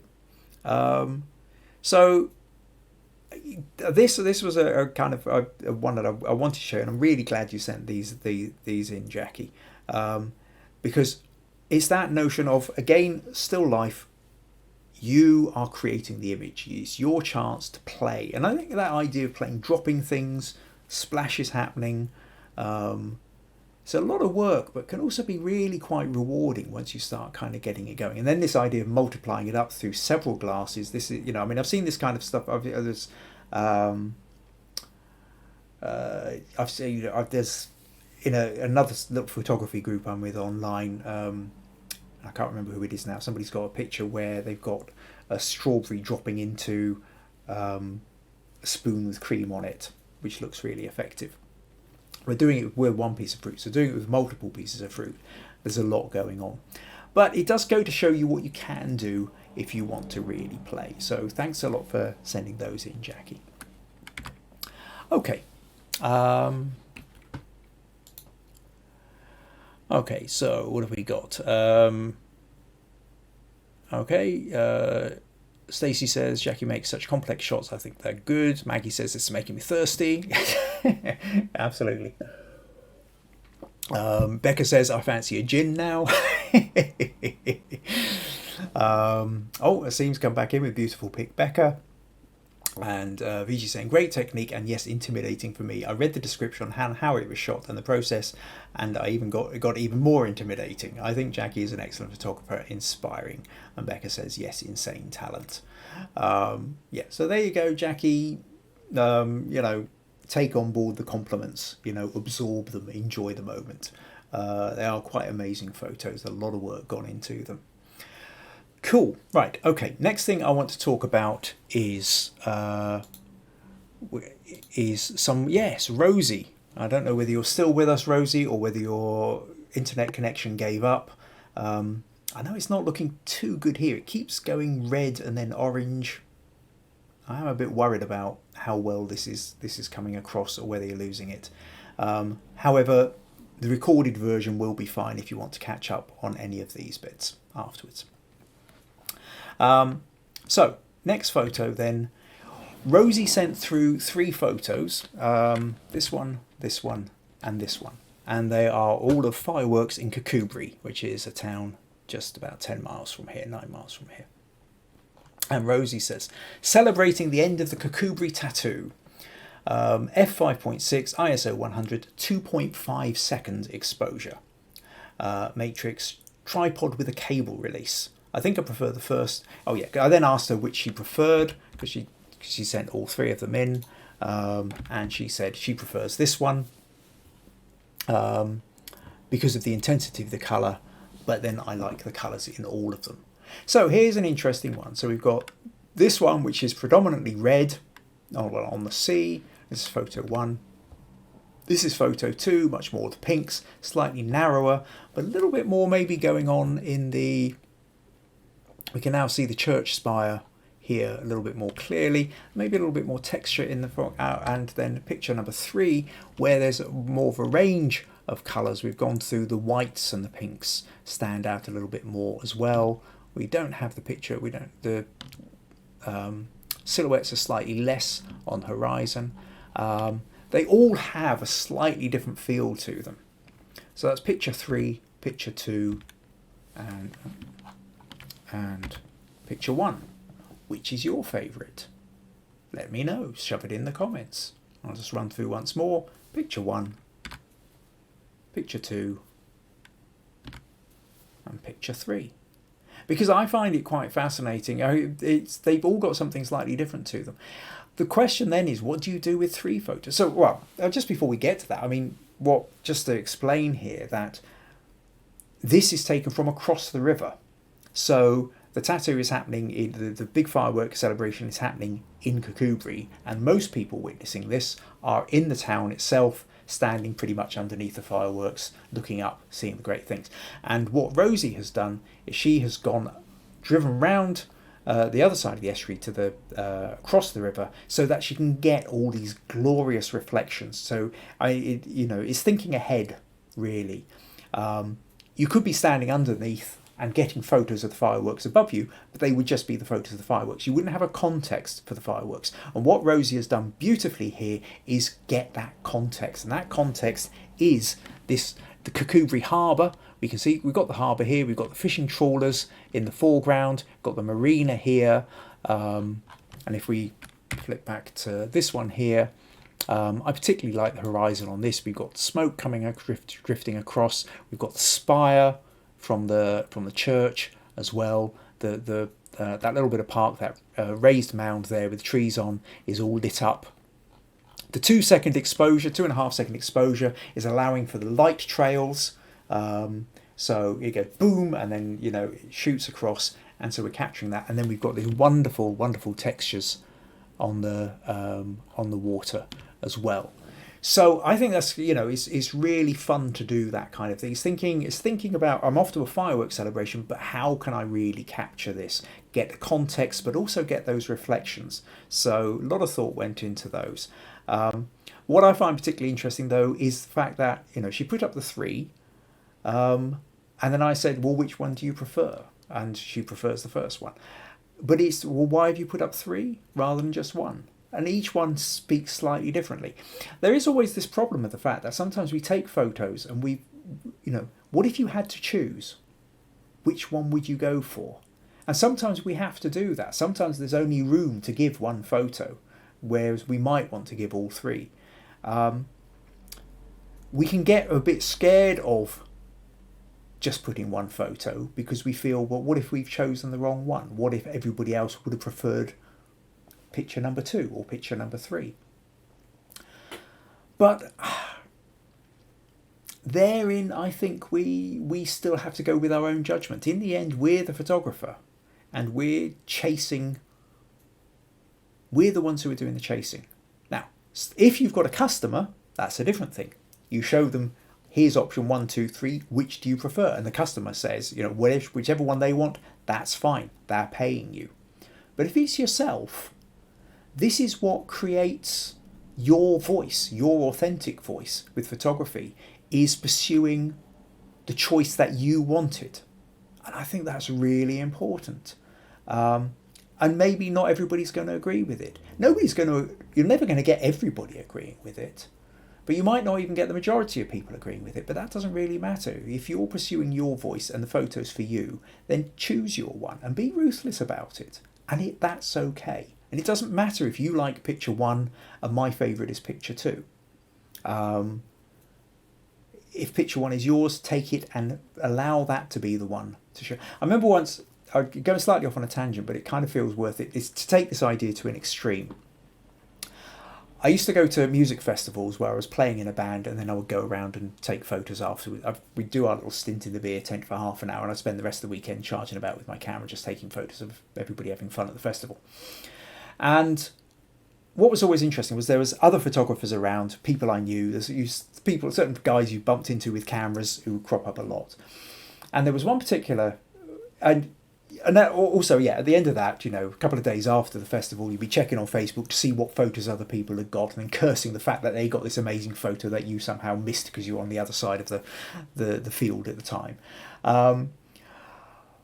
But I remember there was one particular guy who would just shove up so many photos, and he put up an album of something like about 400 photos. And then he written next to it said, and if you would like to see all 1,500, go to my website, follow this link. And my heart sank. I thought, who's going to sit and look through 1,500 photos? Who's going to look through 400?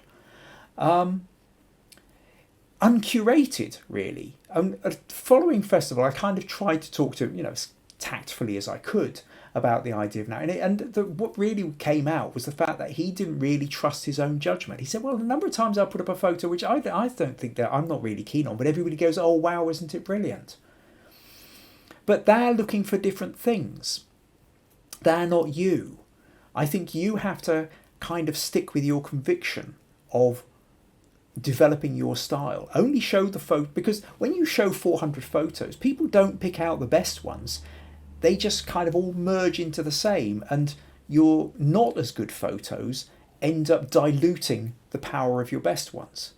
You should always curate down, just get the best ones and put them up. Now, maybe for you, Rosie, these 3 photos were the best 3 and you don't like to choose between them. And they all do have a different feel to them. Maybe you could even do a triptych, stick all 3 of them together.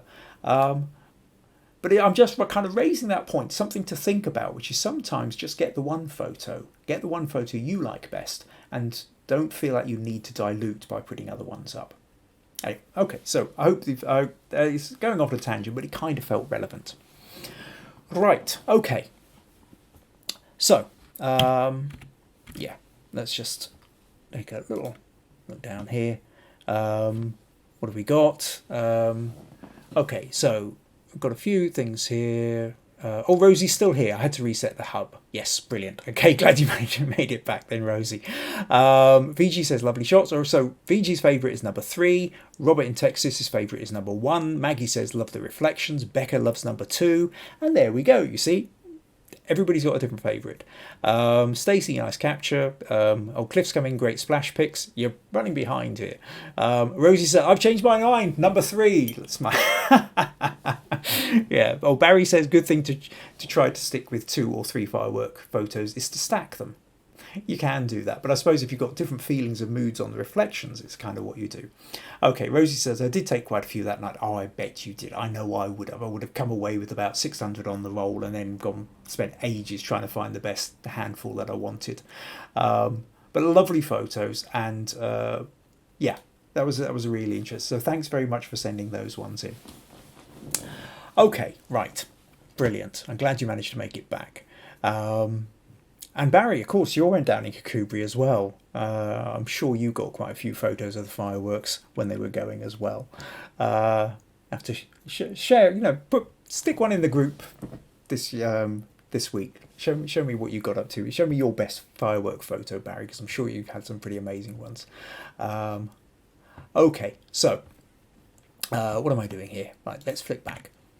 So, and what's this doing? Funny things. And we've done... right. Okay. Yes. Maya.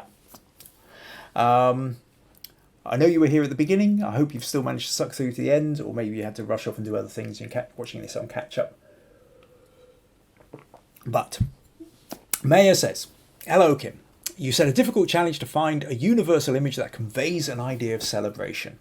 It is even more difficult to do staying within our specialisation we've chosen, which is still life and advertising photography. I searched but did not discover anything new, so we, my husband and I, decided to take this opportunity and check how our skills have improved over the past year, and to remake the image that we shot a year ago. So this is the one they shot a year ago. So this is a latka, I think, a traditional Hanukkah donut fried in oil. In our mystical books, oil symbolises the pure human mind and is the main subject of Hanukkah. We welcome any comments on how to improve our skills and shoot better by next year. So, what's really interesting? So, this looks absolutely mouth-watering. It's got this latka, Hanukkah donut fried in oil, and then we've got the icing sugar going over the top of it. So this was last year's, and then they reshot and done this one this year. So 2 different styles of photo of the donuts being covered in icing sugar, and both of them look like they're kind of in a snowstorm, which again seems to fit quite well with the Northern Hemisphere seasonal feel to it. Okay, so this is really interesting. This is 2 different ways of doing the photo. Now, I can immediately... what's interesting, in a way, part of the reason why I've kind of kept these ones to the end is because it kind of sums up a lot of the themes that we've been talking about tonight, between the difference between, if you like, the emotional content and the technical content. And the reason I say that is because I can see from a technical point of view that this photo is the better photo taken. But this one kind of grabs me a little bit more emotionally.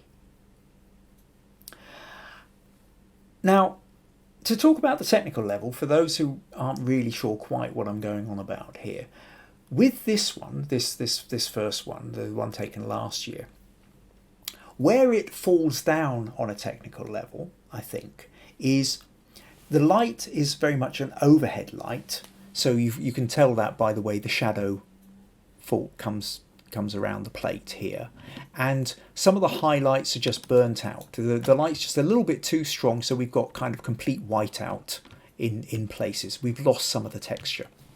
Whereas when we go over to this one, we've now, instead of having a light from above, we've got a side light, a single light coming in from the side, and that is bringing out much more in the way of the texture. The highlights are not blown. We've got that texture right up into the whites here. It's rather, you can zoom right in, and there's some fantastic textures in amongst there. The dark background, shows up the snow a little, the snowy icing sugar a little bit more. There's lines sort of going off sideways as well there, which makes me almost sort of feel slightly blizzard-like as well. So now, however, this one, although what I really like about this is the colours in the extras.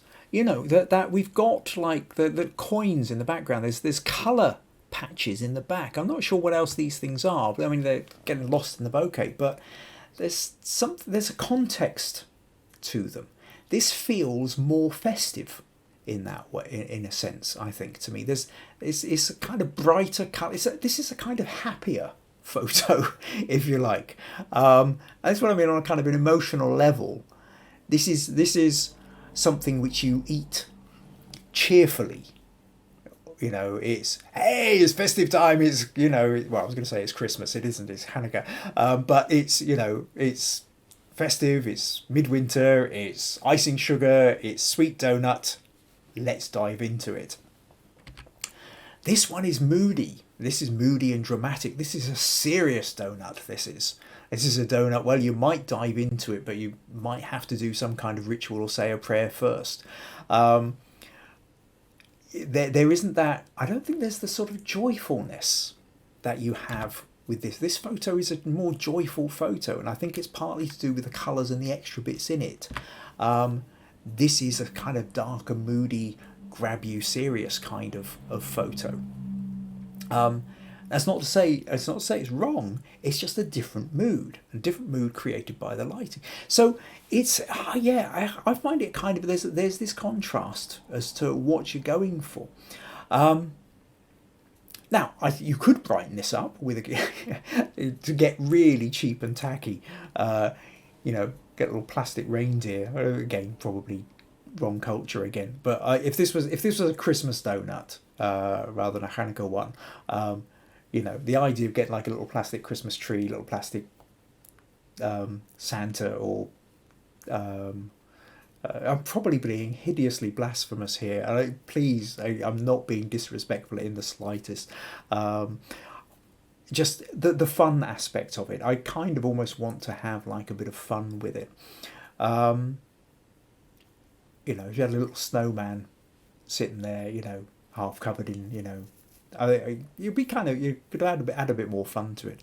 I think a couple of ideas then for next year. If you're going to redo this next year, two ideas I'd like to say. First of all is the idea of backlight. You've got now if you know you've got the light coming in from the left. You can see the way the shadows are falling. You've got it coming pretty much sort of 90 degrees from the left. Now, if you had another light, a softer light, not a strong light, but a powered down, whether it's a speed light or just the soft, but not very strong. But if you had one just out of sight to the right of the picture, bouncing back a bit of soft light, and behind where the donuts are, sort of further back on the plane. But a light coming in. So the light was behind the icing sugar. Then essentially we'd end up with the backlight. Now, if you remember the rain challenge that we had a few weeks ago, one of the things I talked about, the best way of showing up the rain was in fact to have a backlight, but still having a dark background.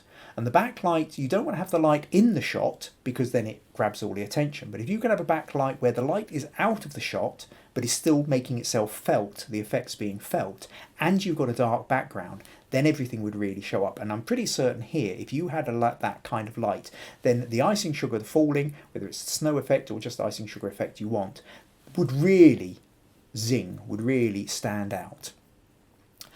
Second option, second thing to think of here, is take a bite out of it. You know, I kind of want to see this with teeth marks. I mean, their donuts or their latka, you know, they are things to be considered. They look so mouth-watering. I mean, they really do. And in fact, actually, I've just noticed it looks like here there's a little red patch just there. Is that jam? You got jam in the middle of those jam donuts? Yeah. I'm salivating just at the thought of it, and then all that icing sugar, which I can just would end up all clarted in my beard. Would look a real state, but oh my god, I would be enjoying it so much. Yeah, take a photo of one which has actually had a bite out of it. I think, and play with the light and play with context, maybe other objects, or if you just want it on its own, like I say, play with the light and tooth marks. I think do something, go for that next year, see how you get on with that. So I hope you found that useful. Let's flick back. So where are we at? Yep. Stacey says, I love that latka. We make them flat, fried in oil. Barry says it was the most popular spot. Rosie missed them this year, so that's talking about the fireworks. Stacey's back to, I have to go. Okay, right. Okay, so chat been going back between Rosie and Barry about the fireworks. VG, the single one looks like a fairy tale, fluffy and ready to take flight, and the couple look heavy, balanced and settled. Yeah, well, that's another way of interpreting. Yeah, interesting. Maya says it's not so tasty, actually. Okay. So what's not so tasty? What, the donuts that are there? You mean they look better than they taste? Or are you responding to Stacey? Oh, your picture's vanished. Did you just delete that comment? Okay, now I'm surprised. Now I'm a little slightly confused. There was a comment there from Maya, but it's suddenly gone. Anyway, right. Okay, cool. So yes, where are we at? Oh, good lord, we're up to nearly 2 hours again. Right, let's finish off here. If you've enjoyed this, like I say, you found it useful, buymeacoffee.com/Kim Ayres. Always appreciated. Okay, well, looks like the connection doesn't want to kick around anyway. So, right, I don't know. My screen suddenly started going funny there, saying that we'd lost the connection. Probably best to call it a night there. Thank you ever so much for everybody who joined in. I hope you found it useful. This will get tidied up if it's been cutting out as the night's gone on, it will get tidied up so you can catch up on it on the recording that I put up on YouTube, which should be up by tomorrow afternoon. Next week, I'm not entirely sure what I'm going to deal with next week, so we'll work that one out. But thank you very much for turning up. And for commenting. Yeah, I love all the comments that are going on. And if you've enjoyed this, invite your friends. Let's keep it going. Let's and what else have we got here? Last couple of comments. Yes, it is better. That looks better than it is. Okay, well then, if it looks better than it tastes, then you're doing something really well with the photography. Ursula, thank you, Kim. Well, thank you so much for being along, Ursula. Becca, it's not right unless there's a technical hitch. That's true. Cliff, thanks, Kim. It's fab seeing everybody's pictures. Rosie, thanks. Good night. Thanks, Kim. And no disconnects from what I saw, says Robert. Okay, and good night all. And Asim says, thanks, Kim. Very enlightening as ever. So, thank you very much. See you all next week here on Facebook Live. Take care. Cheerio. Now, try and find the right screen.